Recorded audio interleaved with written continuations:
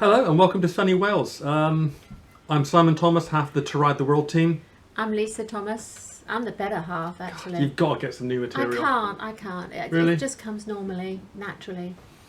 Welcome to the interview. What led us to starting the journey? There was a few things. We'd both been passionate about motorcycling and travelling for a really long time, and I was lucky enough to be able to take a few weeks at a time away from work. Lisa went back to university, so her holidays lined up, and we noticed that we could travel for 3 or 4 weeks. And I remember really, really cleanly that at the end of one riding trip through France, we both said it really wouldn't be that much more challenging to go off for, a few more weeks or a few months. God, can you imagine travelling for 3 whole months away from work? I think it was we didn't really need much more stuff. So you carry something for a long weekend, you don't really need additional. So I suppose you probably need a little bit more clothing, etc. But we that's didn't. about it. And that was the first seed of an idea, and that then carried on. But Lisa and I had a couple of years that were a bit of a kick in the gut. My mother was diagnosed with cancer. Lisa's father had a quadruple heart bypass, and I'd had a pretty nasty accident which put me on my back for almost 2 years. I think it just got us to thinking, oh, there must be more Yeah. than getting up and going into an office. There must be more to life. I mean, you turn on the TV and there was some kid living this amazing life on BBC or one of the other channels, and part of your brain goes, well, okay, minus the TV crew, why can't I go and travel there? And so initially our plan was to go and travel for 3 months, and then that became 6 months. And then once we started analysing the sacrifices and the changes and the commitment we were going to have to make to travel the world, We went, we may as well go for 12 months. And then the 12 months went, possibly scrape out 18 months. but that was such a bizarre idea. The idea of leaving house, work, friends for 18 months. 18 months is going to last forever. You missed out family. That's an important element. Miss family. You have to edit that. Miss family a lot.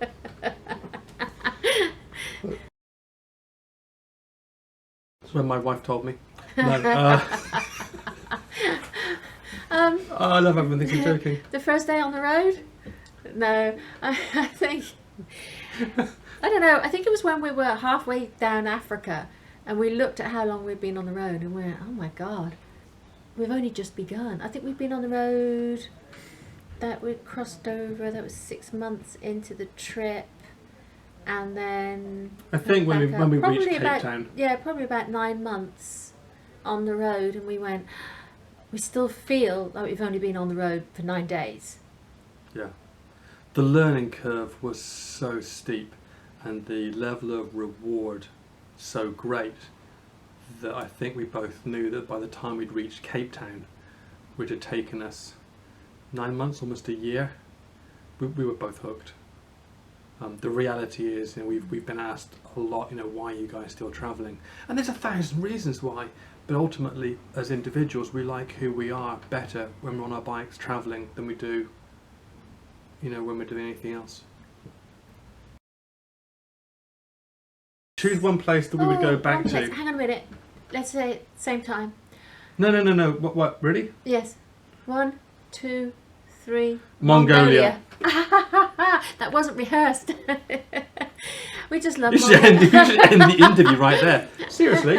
Mongolia. That's pretty cool. Yeah. It was just wide open spaces. The riding was Raw. yes, Challenging. and Exhausting. stunning. Hardly any people there. When we were there was hardly any people there. Hang on 1 second. I was going to test this answer. Okay. Where's the worst corrugations you've ever had in the world that you rode for weeks? Oh, in the south route of Mongolia, so just coming from the Gobi Desert, coming up way south. And she still wants to go back as the one place? Oh, yes. Not Patagonia, Argentina? Well, Or the Sahara? he only said one place. He's rough, isn't he? Yeah, that's not on. You could at He's least give behind the us camera maybe smiling at us like an 3 impish, places. naughty little elf right now. Yeah, I don't know. It encompassed everything. You had horrible corrugations. You had sand, which I like riding. I'm not saying I'm good at it, but I do enjoy sand riding. You had the raw beauty.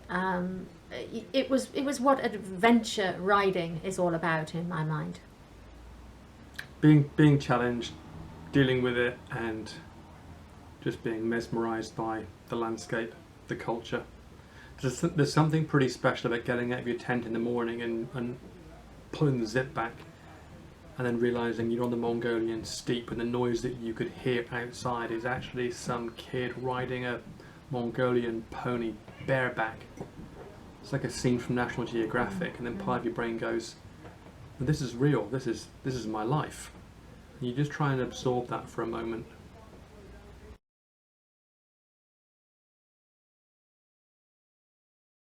The most important bit of... Seriously? The most important bit of kit when we're travelling on the road would be my wife. I get to ride the bike more, but... Oh, come on, I do a lot. I'm the logistics. I'm the... Alright, so you may or may not use that little piece. So the most important bit of kit on the road. Now, are we talking motorcycle kit, lifestyle kit, camping kit? Anything Well, at all? if I had to sum up in just the kit, which is not related to the motorcycle, I'd probably say my tent. Yeah, that's not a bad one. I mean, Yeah.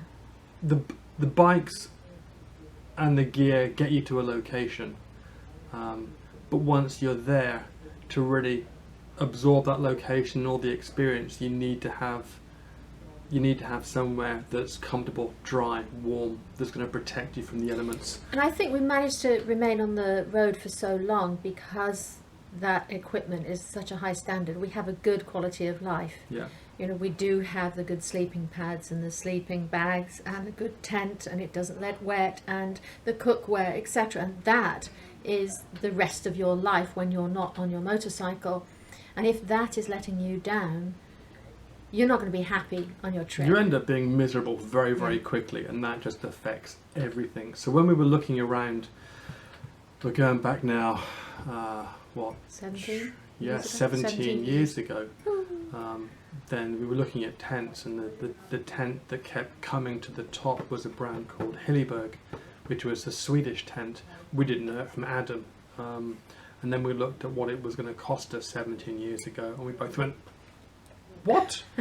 Carried on looking, kept coming back. Well, we've now been using the same brand tent and the same model tent for the last 15 years. And that's saying something for the brand, because we're lucky enough now that we get approached every now and again by other tent manufacturers offering us gear. And there's some fantastic stuff out there. But yeah, the Hilleberg Karen 4 GT, Is it still just does the our job. choice. Yeah, it packs down super small, it's light, it's survived every weather imaginable, and has done a great job. If it's not broken, don't fix it.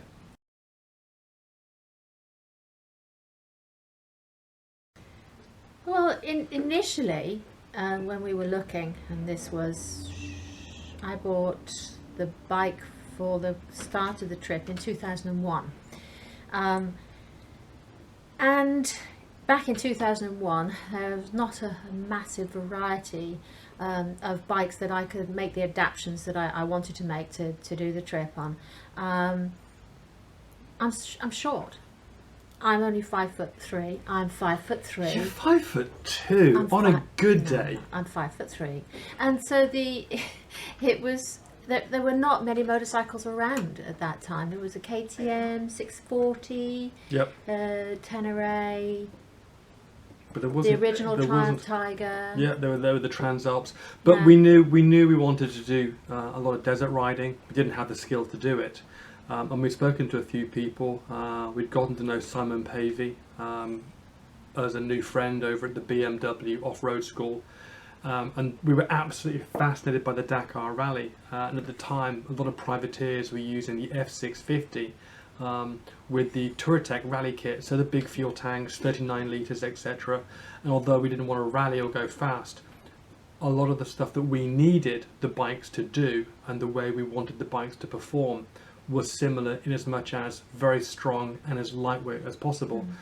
So we ended up buying Lisa's bike in 2001, the original F650, and then over the course of the next year and a half made those changes in terms of the suspension, the fuel tanks, and for mine it was... Well, you had the R1100 GS, didn't you? Yeah, mine was a 99. 1999, so the bike that he had at that time, and you loved it, and you said, well, That why was the change last year. it? That was the last year they produced it. And again, even to this day, a lot of people are asking, what's the best bike to use? And the answer is that there isn't a best bike.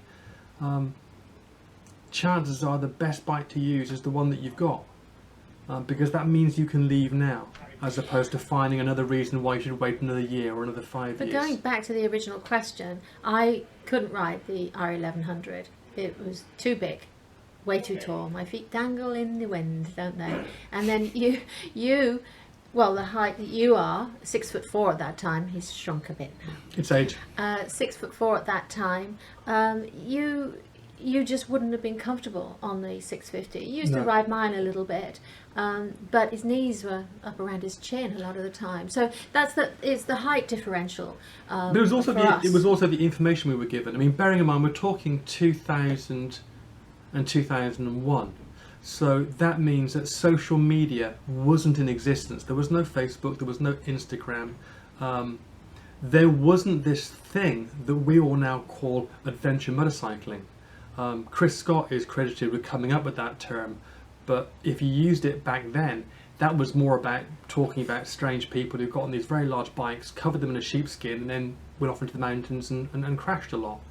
It was very, very different to post Ewan and Charlie and the long way round, which was a lot of it. So the only real access to research we had was speaking to people like Helge Pedersen, did the wonderful book 10 Years on Two Wheels, Ted Simon, Jupiter's Travels, Sam Manicum, and speaking to these guys and reading what they'd put out there, it seemed to be that one of the most reliable engines was the BMW, which happened to be the bikes we already had.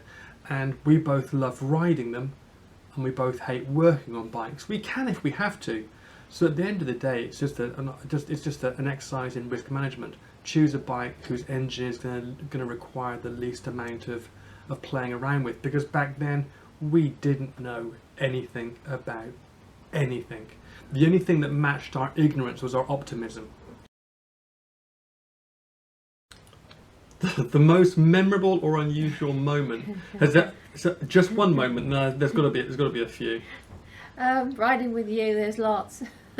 Not always good. I was going to say something really nice to you just then as well. I remember really, really cleanly, second day in the Sahara, thinking that I was some kind of fancy rider.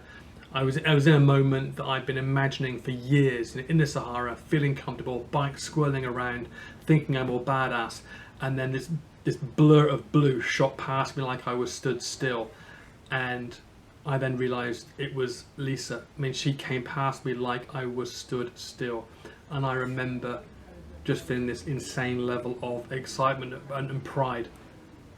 See, wasn't that nice? That was. I was thinking, why are you going so slowly? Memorable moments. The Sahara has to be one of them. Our first major desert, and it's the Sahara. There's no words to describe it. No. I'd go back any day. In fact, we are going back. But anyway. Other memorable moments, Amazon. That was a real struggle, taking a ride through the Amazon. I've worked really hard to blank all that stuff out. It was the mud which sticks in my mind, and I've actually decided that I hate riding in thick Well, for anyone mud. that doesn't know that story, I'll give you a short synopsis.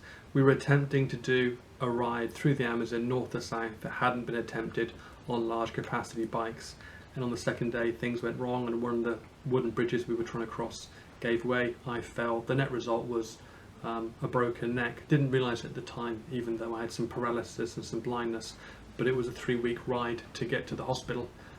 where they opened me up and made my neck bionic and repaired me. And then we set off again after she'd recovered from malaria. But So, the yeah. Amazon thing was rough. It was very, very rough, so it sticks in your brain. Memorable moments. Oh. Okay, let's list them. Mongolia, Yeah. coming over a mountain to find this incredible Genghis Khan looking guy on a horse with an eagle on his arm that he was using to hunt with. Dealing with the absolutely insane road conditions and traffic of India and surviving it. Yes. Riding down through Patagonia on a sliver of dirt through basically a million-year-old glacier iceberg that's floating close enough for you to touch it. I mean, the reality is that there's been a few rough points, but that's just life. If the truly great stuff did not dramatically overweigh the tough moments, we'd have stopped years ago. The reason we're still travelling probably is just because of the people that we get to meet. Lisa and I have said this a lot over the years, but the memory of the bends and the corners and the mountains and the sunsets, they're important, but they tend to fade, the memory of those things. But the people that you meet are, and what they do and those interactions. For us now, that makes the journey, doesn't it? Yeah. Really does. There are so many memorable moments that we could just go on for a week, 2 weeks, longer. Longer. Yeah. A lot longer.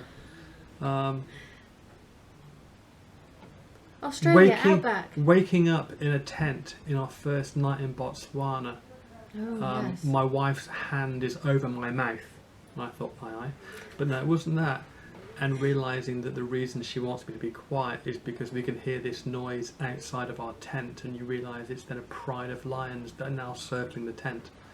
The warthog that we tripped over as we unzipped our tent and just crawled outside, and suddenly there's a warthog asleep outside our tent. Things like that. The pheasants that came inside our tent one morning. No. I love the fact you don't know your animals. It wasn't a pheasant. Sorry, I'll do it again. Okay. The pheasants. They weren't pheasants. Peacock. It's a bit different, Peacocks. isn't it? Yes. Peacocks The blue pheasants. that came into our tent in the morning, and I'm a little frightened of big birds, but this is just so beautiful. You unzip the inner bit of your tent, and there's a pheasant in the front of your tent. Okay, we're going to do this again because there was no pheasant. For the record, there was no pheasants. Were not part of the story. I've actually got pheasants on the brain because we've squashed some on the road recently, so they're stuck in my brain. Peacock, beautiful peacock. He's going to have to edit that whole section out. Peacock. But no, people. People? That's what I remember. Yeah. He's become greyer. Wait. How has the journey changed us both? That's actually a great question. I think the journey has changed us far more than either of us thought it was going to, and it's also changed us in ways that we weren't expecting. I ran a couple of businesses before I left the UK, and I know for a fact that I left the UK being frustrated and angry. And we're both a lot more laid back, a lot more accepting. We've got a far broader range of perspective. Our definition of what problems actually are has changed dramatically. Yeah. A problem used to be the kettle wouldn't turn on and I'd get very frustrated, or I couldn't get a channel on the TV. A problem today is when you're spending 5 days, 14 hours a day at the Russian border trying to get your bike out of customs, or someone's taking pot shots at you as you ride down the street. I think we're both a lot more patient. Yeah. I remember I used to get so uptight waiting for things in a queue, at the supermarket, at the doctor's, at the dentist. In the car. And you're like, oh my God, I've been here 20 minutes already. Now 20 minutes is nothing. We can sit down and sit ourselves back and do some thinking and planning in our heads, and it'll be 20 Obviously, hours. I don't do the thinking, that's not my thing. It could be 20 hours and suddenly you're like, oh, it's been only 20 hours. Okay, probably another 2 more days going. But it doesn't seem to... We've also become more critical of certain things. Traveling so much of the developing world. I mean, the only continent we've not traveled on extensively is Antarctica. And what we come away with is this realization that most of the world really is fighting on a daily basis to get through each day. Most people are just looking to feed their family, take care of their kids. And it's very easy for Lisa and myself to get upset or to actually get frustrated when people heighten angst or heighten issues that ultimately just aren't that important. And we've become less tolerant of that.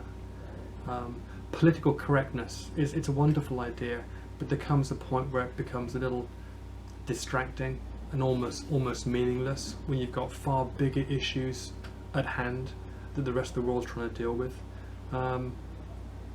No, it has changed us. We like ourselves as individuals far more now, having spent 15 years on the road living in a tent, than we ever did, when we were working back in the UK, earning good money and with the ability to buy nice things. Those nice things were nice, but I wouldn't exchange the last 15 years for all the tea in China.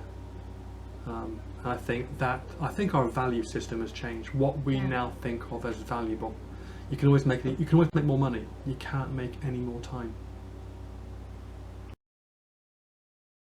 Yeah, so my sister Sally, who's living in Cirencester, wants to know who would we be travelling with if it wasn't each other.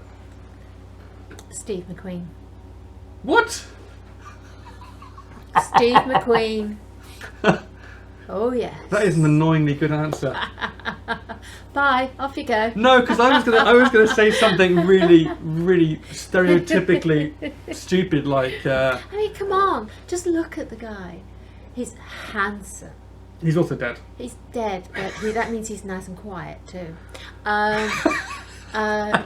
Preferably when he wasn't dead. All right.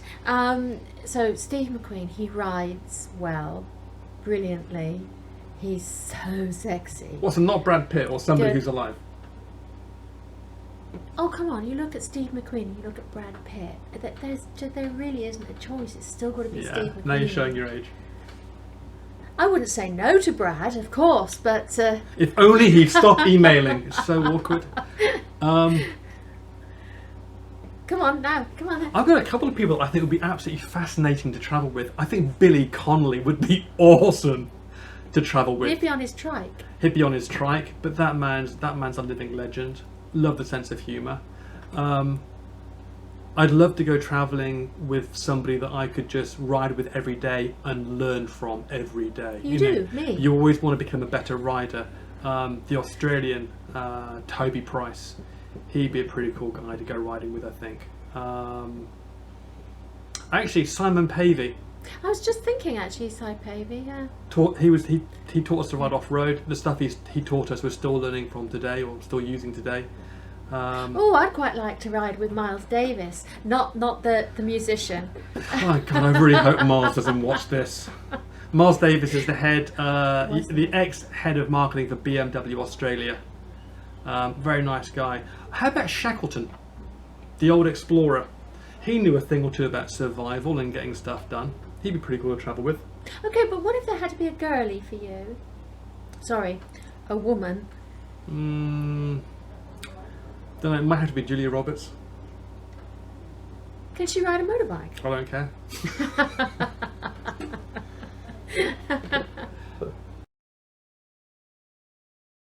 Okay, the most mileage you've ever got out of a set of tyres. That's easy.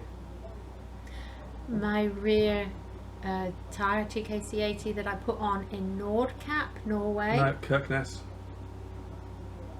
Well, just down the road then, Kirkness. Just down the road, the northern tip of Norway, Kirkness. All the way down through Africa to Windhoek in Namibia. Hang on. Look, what? You're only saying that because you know your geography. Yes. So we're talking Norway, Finland, over into Russia, yes. Kola Peninsula, all the way through Russia, Europe, tip of Africa, and then down the west coast of Africa down to Windhoek in Namibia. Yes. One single TKC-80. Now, admittedly, when we took off in Namibia, it did look like a slick.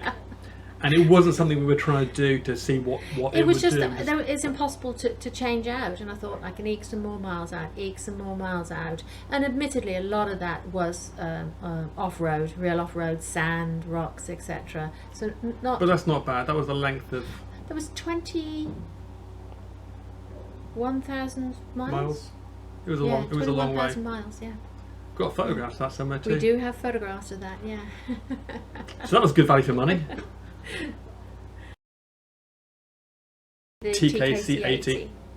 Yeah, I think that's because of the kind of riding that we do. We did when we have used the TKC-70. Yeah, at and we one like point them. when we were doing a lot of road riding in the USA, and we were very happy with how they treated us on the roads. I would still say that my choice of tyre is still the TKC-80, and we have been through a variety of other tyres during our journeys, but that's the one I will always return to. Have we had any problems on the road where people have had a go at us, where we've been attacked or put in harm's way?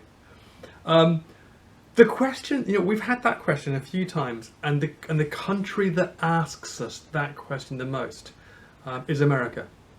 The questions that we get asked the most, especially whilst we're travelling in the States, are: how do you afford it? How do you stay together? And have you been attacked? Normally in that order. The sad situations, we've had 5 instances of physical attack where things have become physical in a combative situation, close quarters, and someone's got hurt. One time was in Mozambique, and it was wrong place, wrong time. The guy was off his face on drugs. It just happened. The other 4 times have all been in the USA, and it's been road rage every single time. Every single time. Yeah. Other than that, people expect you to say, well, there was that thing in Colombia or Mexico or Venezuela. No, not at all. And it's not that we're lucky. It's just lucky. I'm a shit magnet. You are. You really are. It's just that it's not happened. No, I mean, I think a lot of it. And if you ask any long-term traveller, a lot of it is common sense. But typically, you get back what you give out, and if you give out suspicion and caution. And aggression, that is exactly what you're going to attract. So no, we've been okay. We're pretty laid back on the road as well, and I do think it helps being a male female on the road. People are often a lot more... She's the female, just in case we're unsure. People are often a lot more concerned if there's a group of guys, that their guard is up a little bit more. Well, a group of guys is a gang, it's a pack, whereas a husband and wife is just a husband and wife. And so we're approached in a lot more gentle fashion. People are a lot more protective of you. Yeah. So, for example, I remember going through France at the beginning of the tour, and we were on a slight camber. Lisa put her foot down in traffic, missed, the bike went over, and before I could get off my bike and go over and help her, she'd had this spill directly behind a French fire truck. She had seven firemen jump out and come and pick the bike up and basically pick her up and brush her down. That was nice. Before I could even get there. I'm going to keep doing that. I'm going to see a fire truck and then just lie my bike down and go, ooh, and get all the firemen. How are you going to go? Ooh. First time we realised this was in Bamako in Mali. We met an American and Australian, Gary and Tyler, and we went out for a bite to eat, which was unusual because there's not a lot in Bamako in Mali. We found this one expat bar, didn't we?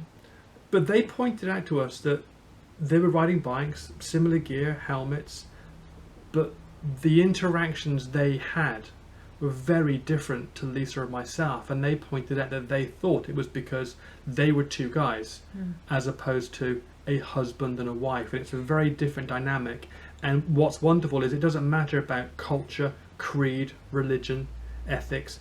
A husband and wife is just a very understandable team, for want of a better term, in any country. It's relatable. And we can diffuse situations by You're playing. great at diffusing. No, I'm not. You're but better at instigating. Oh look, there's Lisa. Yes, the walking hand grenade. Oh, look at you. Calm. I'm just trying to think of a Calm? comeback. What? When are you calm? Every single situation I've had to deal with in the last 15 years, that physically, you've kicked off. Anyone watching this that knows you is looking at their computer or their TV smiling right now because they know that. Look at your face. You're the one that will go up to a guard and start poking him in the chest because he hasn't let you in. And I'm going, no, Lisa, don't do that. He lives here. He has time on his side. Pick the battles you can win. Don't punch him, Lisa. I may verbally poke them. No one's believing that for a second. It's all good stuff. That's the adventure. Blah, blah, blah. Well, usually working as a husband and wife team, it can help diffuse situations, can't it? Do this great thing in South America. So typically, if you get pulled over for some bogus nonsense and the guy wants $5, $10, $20, the reality is normally they just want to have a look at the bikes and twist the throttle and maybe even take a photograph. But if they're persisting longer than about 10 minutes, there's a number of things that Lisa and I can do to encourage the officer just to move on and go and bug somebody else. So one of the things is that we've learned that a lot of South American men especially have a very sweet tooth. So they'll direct their conversation towards me. Lisa will mince over, she's great mincing, and she'll offer them a bag of sweets. And it's very, very hard to lay down the law and be super official while you're chewing a gummy bear. Failing that, if it goes on for longer than 30 minutes, Lisa and I go into what we call nuclear bitch mode. So Lisa will walk on over and she'll push the guy in the chest, push me in the chest, and she will just lay into me like a wolverine. I enjoy that. And hands in the air, yelling, shouting, and in equal proportion, I become more and more and more whipped to the point where I become an embarrassment to manhood. And I guarantee the guy who's giving us the hard time just ushers us away.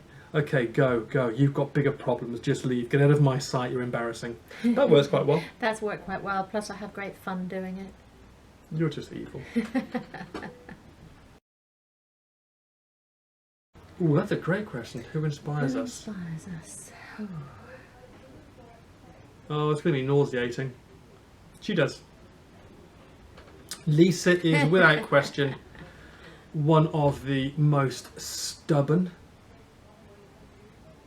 kind, determined, strongest people I have ever met.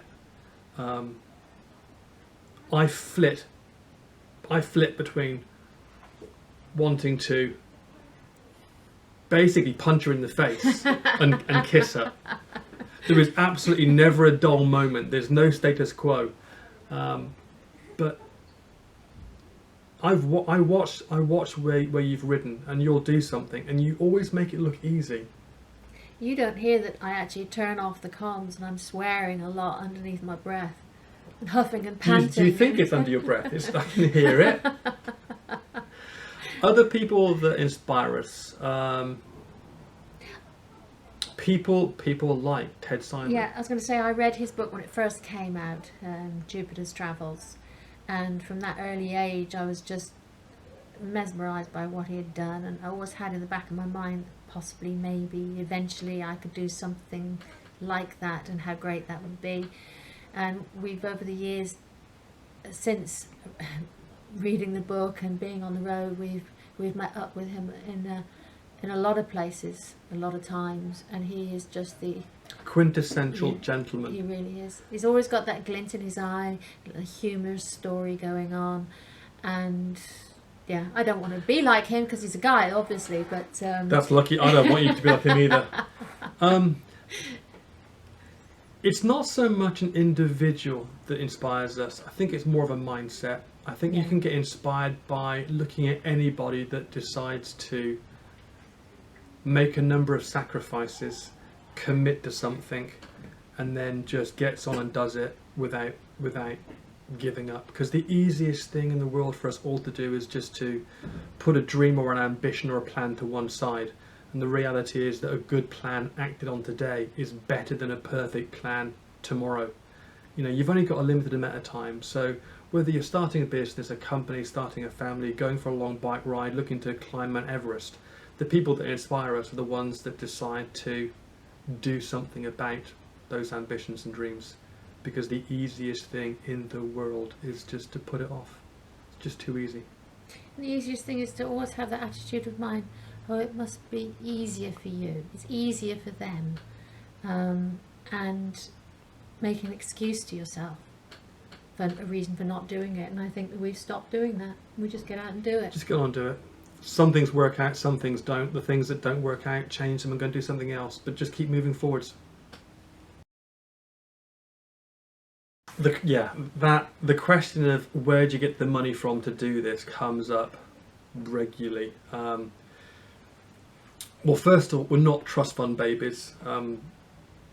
We don't come from wealthy families. There isn't a pot of leprechauns gold at the end of the rainbow. The reality is we worked really hard for 35 years prior to leaving. I left when I was 32. How could you work for 35 years then? Did you start working inside the womb? Okay, so let's do it again, but let's do this one sensibly. So one of the questions we get asked is how we afford it. And the first thing to qualify is that, you know, we're not wealthy, we're not trust fund babies. We worked really hard for our adult careers and then saved an awful lot of money. And I think when we left the UK, we had around £20,000. And I was also over 40, so I'd had the working time. I'd been working since the age of 18, long hours, 3 jobs at one point. So, you know, all the hours put in, that people assume that, oh, you haven't had a proper career, you've just been riding around the world all the time. No, I had the working career, saved, we had a house, we had some savings, and now we don't have any of that. So yeah, you fast forward 15 years, all the things we'd worked for, owned, be it cars, credit cards, furniture, you know, the stuff that everybody else takes for granted, the stuff that you fill your life with, we simply do not have those things. We have now 2 change of clothes, we have the motorcycles, we have our tent, and in terms of going forwards, and the question at hand, which was, okay, but stuff costs money, where does it come from? You simply end up learning new skills, and you end up either finding opportunities to generate some revenue.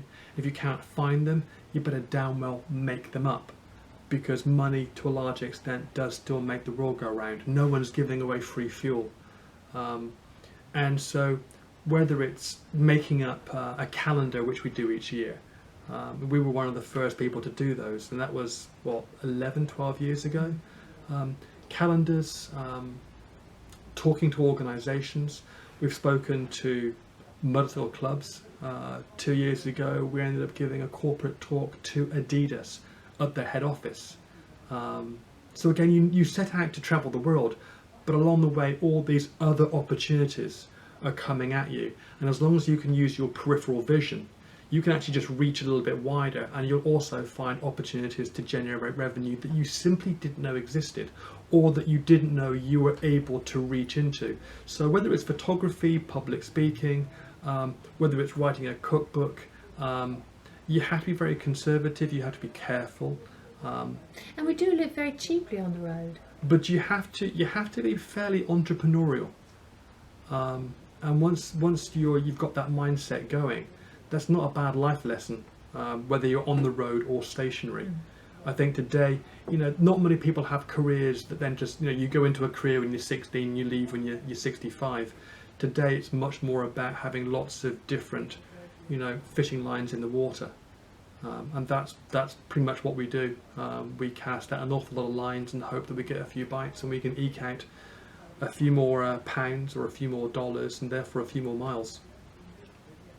So what's if you were meeting 2 people that were looking at doing the same thing that you've done? Yeah. Would you have any advice for them?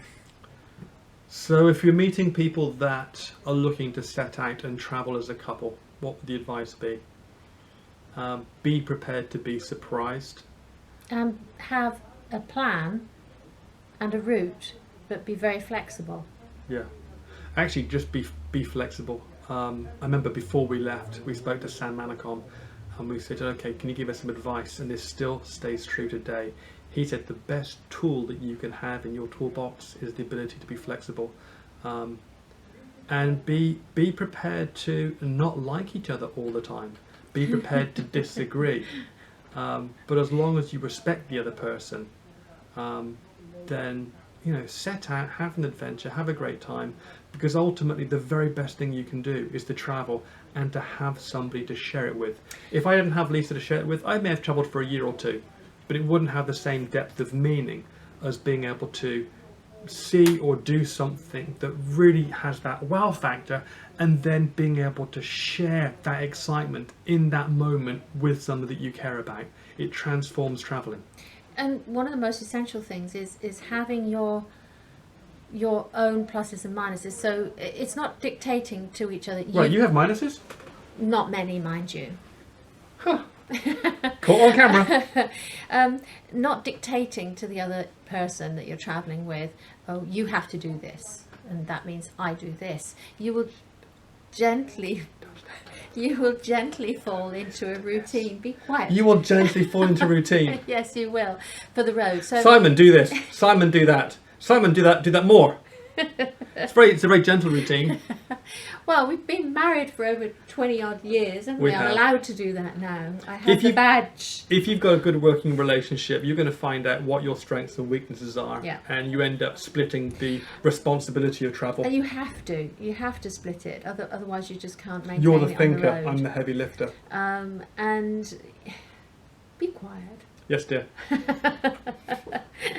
You have to have that split of work on the road, otherwise it would be too much for one individual. And make sure you've both got a really good sense of humour, because I guarantee it's going to save the day more often than not.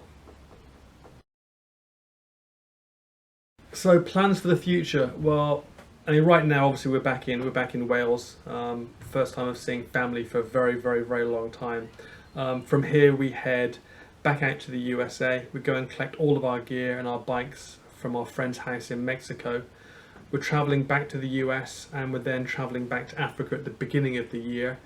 Past that, our ambitions are pretty simple. Our ambitions will be to enjoy the travels. We'd still love to get to Antarctica. We're still looking at China. We're still passionate about travelling and basically soaking it all up. I think it's a dangerous question. Anyone that says I know what the future has in store is lying. It's a difficult one, because 5 years ago we were asked how much longer on the road, and you said 2 years. I said 2 years. So now again I'll say 2 years time, but ask me in 5.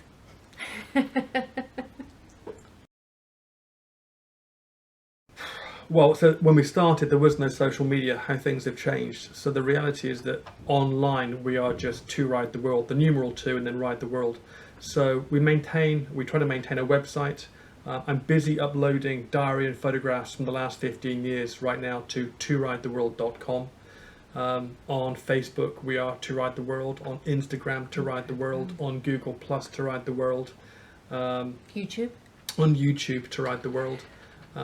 Yeah, we've got around 1.8 million photographs and about 8 or 9 terabytes of video that we're going through right now to be able to basically cut up and share the experiences of the last 15 years. But it's all online. And from social media and obviously our website, there are links to a variety of photographic galleries that we have, the book that I've written, which is a cookbook, and a couple of others. What's the cookbook called, Lisa? It is called Dirty Dining, an Adventurer's Cookbook. What was it going to be called? How to make nasty shit taste nice. Good choice. It's a great book. Put it together ourselves. Piece of awesomeness. Yeah, so drop by online, come and say hi. 2ridetheworld is pretty much it for all the social media and the website. And I've also just started another social media page, which is a section on the website about fitness. Excuse me. It's called Fit for ADV. We're not youngsters anymore.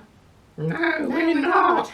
And we have had a few injuries and mishaps, so you have to keep yourself healthy and fit on the road. So alongside with how to look after yourself on the road with food, etc., I've also done a social media section called Fit for ADV, and they give you all the handy hints. What to eat, what not to eat, how to How to exercise whilst you're on the road. exercise. The stuff you can Yeah. do in the tent, the stuff you can do outside, the real world stuff. You know, let's face it, you can't carry a gym when you're travelling. So what do we do to stay healthy and fit? Because it's a question we get asked a lot. So we just thought we'd put it all out there for people to enjoy. Because the next presentation and the next interview we want to see is yours. So travel far, travel safely. Thanks for joining us, and we'll see you again soon.